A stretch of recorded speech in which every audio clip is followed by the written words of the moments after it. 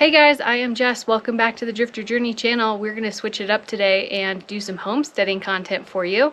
Today I put together this 17-inch metal raised garden bed from Vegega, so let's get into why it's a cool sustainable product, how to put it together, and what I'm going to do with it here with this yarrow. Be sure to shop through the links in the description and leave us a comment if you have any questions. Okay, first steps first. We are going to unbox this bad boy and assemble it on a flat level surface. I have a concrete patio right here outside of my garage door, so we're going to do it there. It is pretty essential that you assemble these on a flat level surface just so that all the holes line up, and then you can move it to where it needs to go. These aren't very heavy. They may be a little awkward in size, so depending on how you build yours, it may take 2 people to carry, but I feel good about being able to move this myself. And next step is to read the instructions. So we're just going to go ahead and jump right in. Every single piece of metal has a clear protective plastic film on it, so you do have to remove that. But it's really just there to protect the metal and the paint during shipping. So this is probably a tedious step, but it's nice that your garden bed doesn't show up all scratched from the factory. So.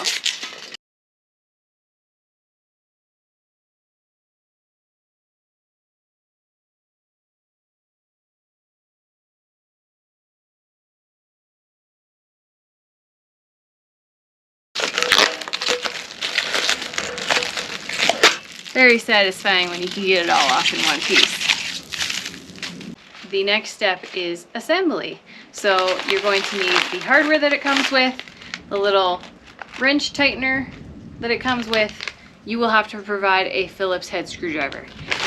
This is pretty simple, but it does require some planning as far as all your pieces.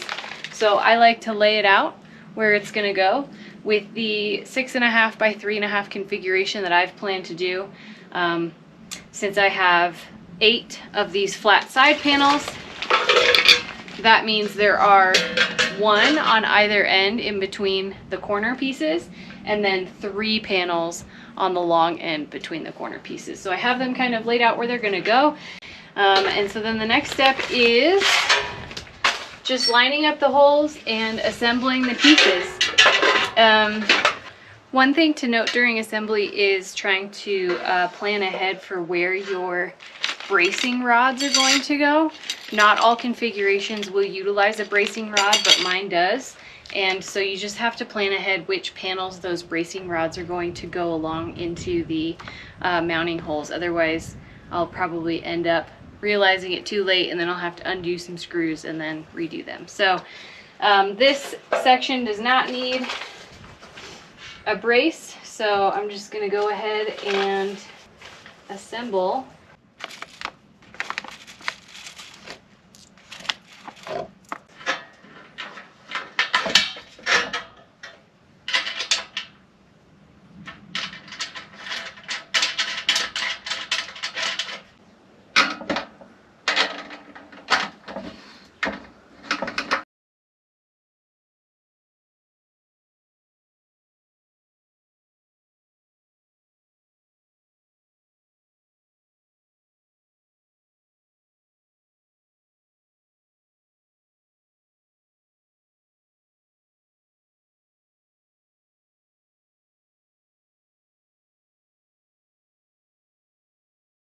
We are now at the juncture where I will be putting in the support rods. So I have essentially put together one entire half of this garden bed and then the other half with only the 2 middle panels missing on either end. This end that I'm sitting in, and then this end back here. So I did it that way specifically so that I could do these rods last. The configuration of your stabilization rods will depend on the type of garden bed that you're building. As I mentioned in the beginning, I'm going to do the 6.5 by 3.5 configuration, which means that I need a 3.5 foot long stabilization rod to go across. And you do that by combining a 2 foot rod and a 1.5 foot rod. So it looks like I have 2 of each of those. There is a threaded centerpiece. So we're gonna put those together really quick and then I'll show you how they get installed.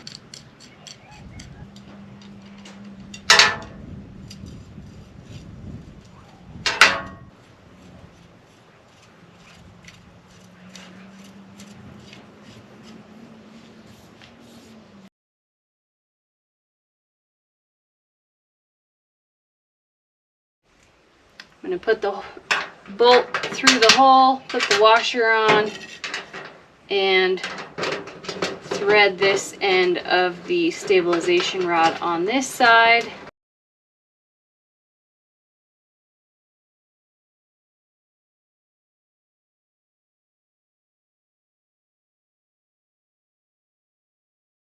And the last step of assembly, guys, is adding this protective edging that they provide. It's this really nice heavy duty kind of rubberized edging to go all the way around the entire garden bed.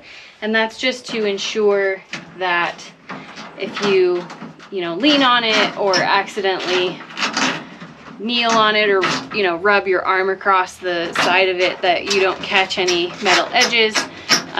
As I mentioned before, it does have this nice rolled edge, so it's not super sharp, but I could see, it snagging a glove or something. So really nice that they provide this rubberized metal edging. So if you're on the fence about getting one of these metal raised garden beds, and you're questioning the premise as to how eco-friendly they are, when you look at it over time, they are incredibly eco-friendly because these metal garden beds are going to last a lifetime. I mean, this is a zinc, aluminum, magnesium, stainless steel alloy that is pest resistant. It's going to hold up to the elements. I live in Colorado and the weather here is just insane, and it's really hard on wood and other natural elements or materials. So I think metal is definitely the way to go for a place like this. And ultimately, this scalloped type metal is going to offer a lot of rigidity. This is a 17-inch tall raised garden bed, and in order to make something like that out of organic materials, not only would it cost quite a bit more, but I just don't think it would hold up, and I think it would require a lot of structural support in order to build a 17-inch garden bed out of like wooden timbers or something like that. So overall, pretty cool product.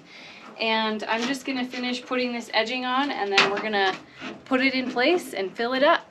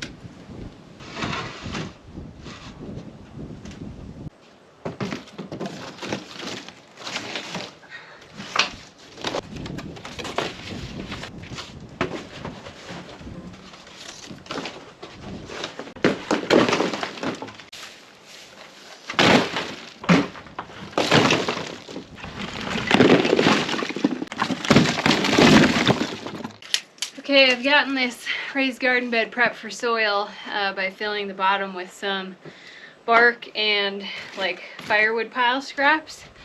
I would prefer to have a more varied, source of organic material, but can't let perfection get in the way of progress. So we're getting this done.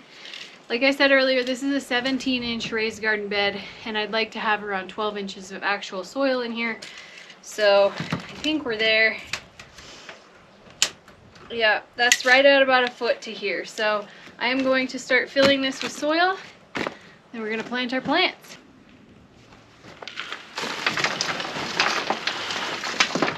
That's going to take a lot of...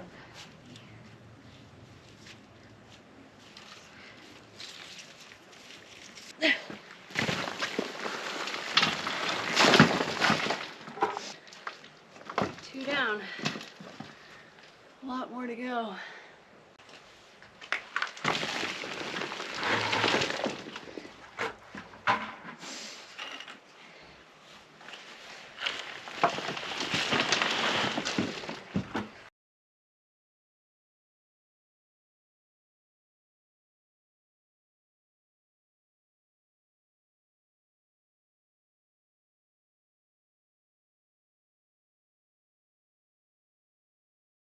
Whew, all right, this garden bed is full.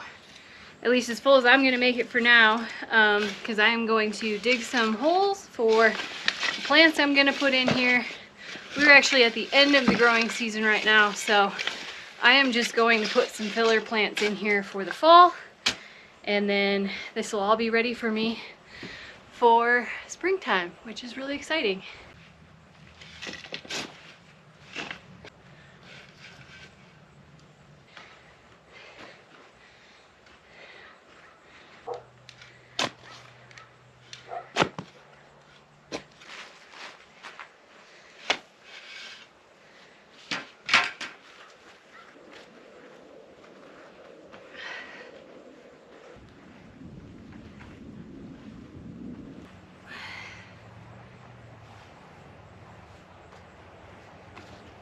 And that is a wrap on this video, guys. I just transplanted some yarrow from my property here just to put something pretty in the bed for now. I'll probably add more here in a little bit, and definitely will be putting vegetables in the Vegega raised garden bed in the spring.